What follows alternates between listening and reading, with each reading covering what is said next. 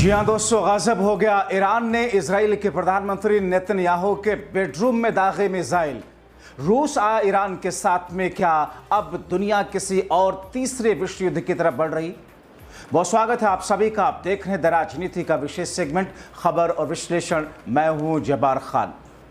दोस्तों, अचानक ईरान और इजराइल के युद्ध के बीच में ऐसी कौन सी स्थिति और कौन सी कामयाबी की तरफ ईरान बढ़ता हुआ चला गया कि जब उसने इजराइल के प्रधानमंत्री नेतन्याहू के बेडरूम में मिसाइल दाग दी।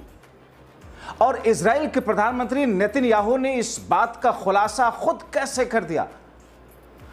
क्या वाकई ईरान इजराइल पर अब भारी पड़ने वाली स्थिति में आगे बढ़ता हुआ दिख रहा है? आखिर डोनाल्ड ट्रंप के हिचकिचाहट और झिझक अब तक क्यों बनी हुई है? क्यों वो पर्दे के पीछे से अभी तक खेलते हुए नजर आ रहे हैं? क्या ईरान और इजराइल के युद्ध के बीच में दुनिया दो हिस्सों में पूर्ण रूप से पर्दे के पीछे बढ़ चुकी है?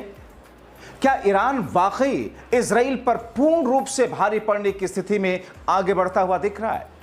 विस्तार से आपको बताएंगे दोस्तों, अंत तक इस वीडियो को जरूर देखें। दोस्तों, गजब हो गया। पहली बार किसी राष्ट्रीय अध्यक्ष ने माना और कहा कि दुश्मन देश ने उसके बेडरूम में मिसाइल दाग दी है और वो बाल बाल बच गए। मैं यूं ही नहीं कह रहा हूं दोस्तों, खुद इजराइल के प्रधानमंत्री बेंजामिन नेतन्याहू ने इस बात का खुलासा किया और जिक्र किया।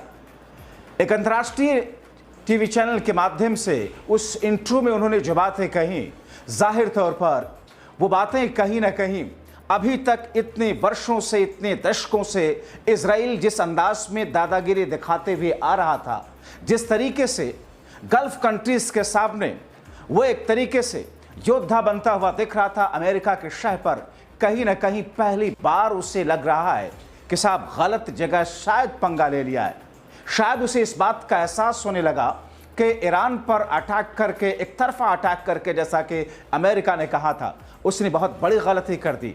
तो क्या अब इजराइल इंतजार कर रहा है कि अमेरिका खुल करके उसके साथ में इस युद्ध में शामिल हो जाए?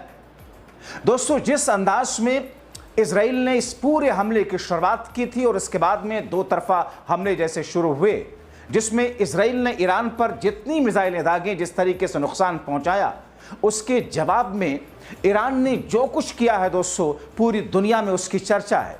और चर्चा इसलिए क्योंकि ईरान ने ऐसे ऐसे हमले किए, ऐसी ऐसी मिसाइलें दागी जिसमें इजराइल का आयरन डोम यानी कि एयर डिफेंस सिस्टम भी बेबस और लाचार होता हुआ नजर आया। और ये मैं नहीं कह रहा हूं, बल्कि ये खुद आईडीएफ यानी कि इजराइल की फौज, इजराइल की आर्मी कह रही है कि उसके यहां जिस तरीके से ईरान अटैक कर रहा है, उसकी मिसाइलें जिस तरीके से गिर रही हैं, और इसकी मिसाल आपने देखा, चाहे वह हाइफा हो या फिर अमेरिका का दूतावास तक हो, जिसके पास में भी मिसाइलें गिरी और अमेरिकी दूतावास को क्षति पहुंची है। मगर इस बीच में सबसे चौंकाने वाली बात यह रही कि बेंजामिन नेतन्याहू भागे भागे फिर रहे हैं।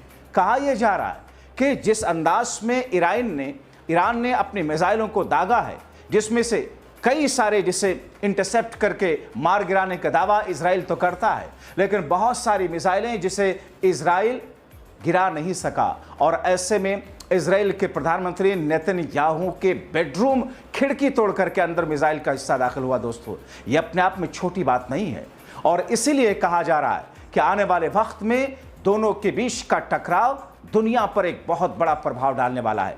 हालांकि इस बीच में दोस्तों, इजराइल ने ईरान के सरकारी टेलीविजन चैनल पर अटैक किया।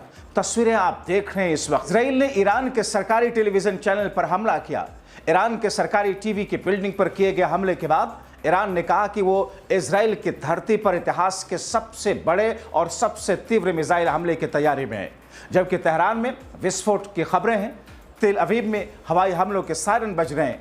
अमेरिकी राष्ट्रपति डोनाल्ड ट्रंप ने सोशल मीडिया पर धमकी देते हुए तेहरान के सभी निवासियों को वहां से भाग जाने का एक तरीके से निर्देश दिया और कहा कि ईरान को परमाणु हथियार बनने नहीं देंगे।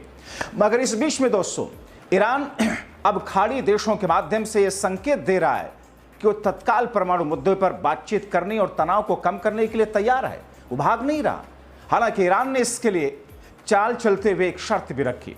ईरान ने कहा कि इजराइल और ईरान की इस लड़ाई में अमेरिका सीधे शामिल नहीं होगा। वही अमेरिका अमेरिकी राष्ट्रपति डोनाल्ड ट्रंप G7 की बैठक को बीच में छोड़ करके वापस लौट आए।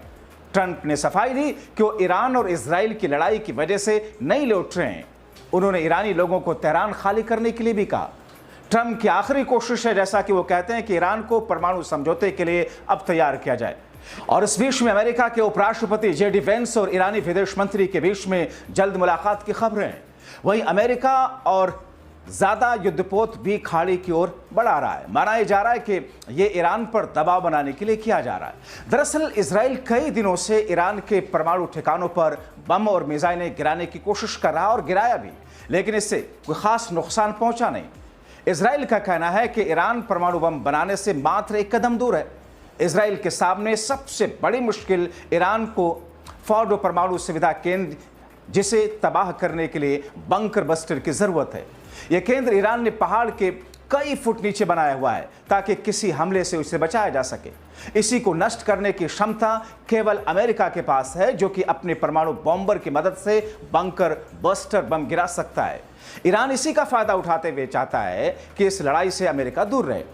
इस बीच में ईरानी विदेश मंत्री ने इजराइल और अमेरिका को चेतावनी दी कि जब तक इजराइल हमले नहीं रोकता तब तक वो भी मिसाइलें दागता रहेगा।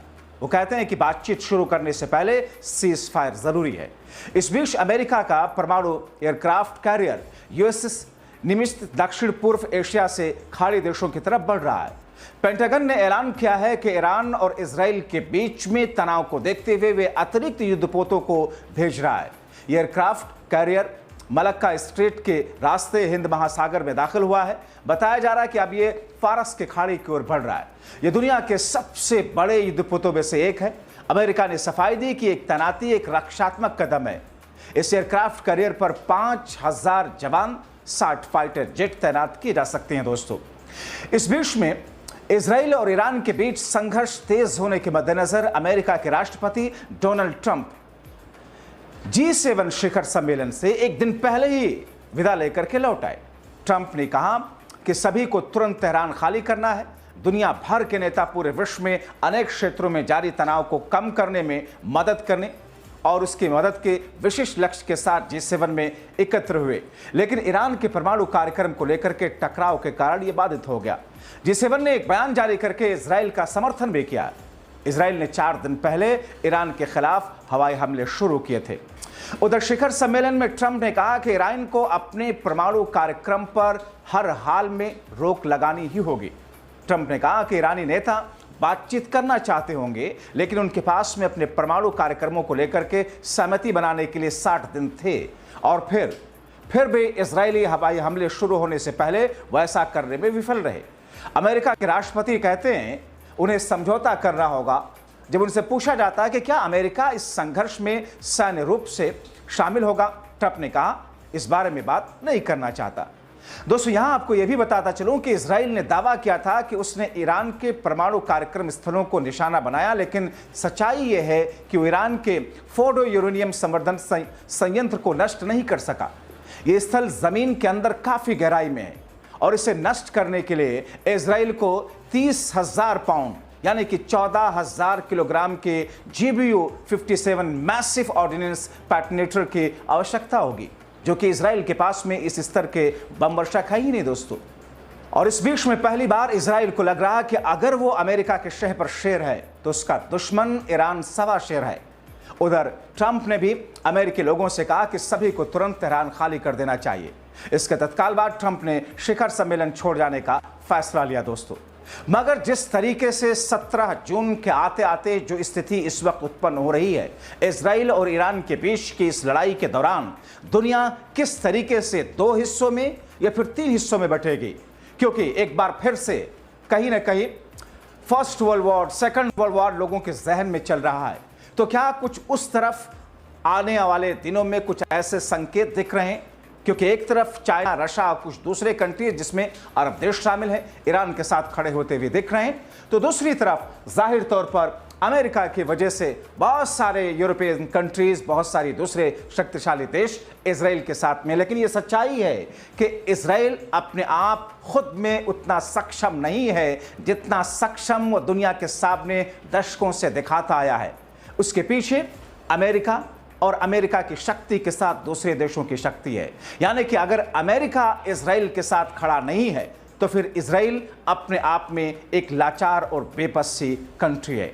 फिलहाल जिस अंदाज में इजराइल के ऊपर बमबारी ईरान कर रहा है और इजराइल के प्रधानमंत्री नेतन्याहू ने जो कहा कि उनके बेडरूम में बमबारी की गई और मिसाइल के टुकड़े आए, वो बाल बाल बचे, जाहिर तौर पर यह दर्शा रहा है कि ईरान गर्चे इस वक्त इजराइल के मुकाबले, अमेरिका के मुकाबले और इजराइल के साथ शक्तियों के मुकाबले खुद को कमज़ोर समझ रहा हो, लेकिन ईरान का हौसला इन महाशक्तियों से टक्कर लेने के साथ साथ उन्हें पीछे धकेलने में पूरी तरीके से उसे ऊर्जावान बना रहा है। आप क्या सोचते हैं? अपनी राय कमेंट बॉक्स में ज़रूर लिखें। अभी के लिए इतना ही। अंत तक वीडियो देखने के लिए बहुत शुक्रिया।